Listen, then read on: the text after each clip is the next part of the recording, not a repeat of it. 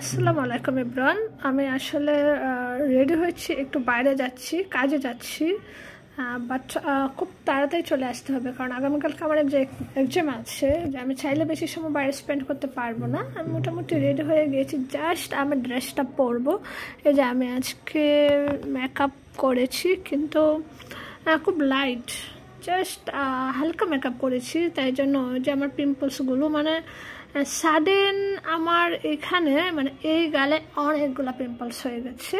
এটা ঠিক আছে, এটা অনেকগুলো হয়ে গেছে, আমি বুঝতে পারছি। আসলে লাস্ট 1 মান্থ আমার একদমই ঘুম হচ্ছে না, সেই জন্য মেবি ঘুম না হলে, ঘুম এমন না যে আমার 2-1 দিন না হলে পিম্পলস হয়, যখন দেখা যায় একটা না অনেক দিন ঘুমাই না তখন এমন হয়। আসলে 3-4 ঘন্টার বেশি ঘুমানো হচ্ছে না, তাই জন্য মেবি এই পিম্পলসগুলো, তবে চলে যাবে আশা করছি।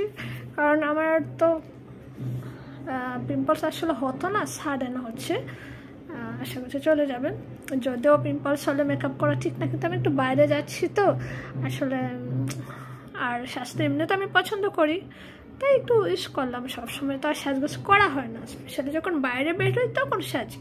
আর মেয়ে মানুষ একটু সাজবে, এটাই তো স্বাভাবিক না? অনেকে আছে এত সাজতে হয় কেন, মেকআপ করে, হ্যান ত্যান হাবি যাবি কত ধরনের কথা বলে। আরে ভাই, যারা এগুলো বলে আমি তাদের বলছি, তো মেকআপ কি মেয়েরা করবে না নাকি ছেলেরা করবে? সাজগোজ তো মেয়েদের জন্য নাকি? মেয়েরা একটু সাজবে, সাজলে ভালো লাগে, যেমন আমার সাজলে মন ভালো হয়ে যায়, তো একটু সাজি, তো কী হয়েছে? যার যা খুশি ভাবো, আই ডোন্ট কেয়ার।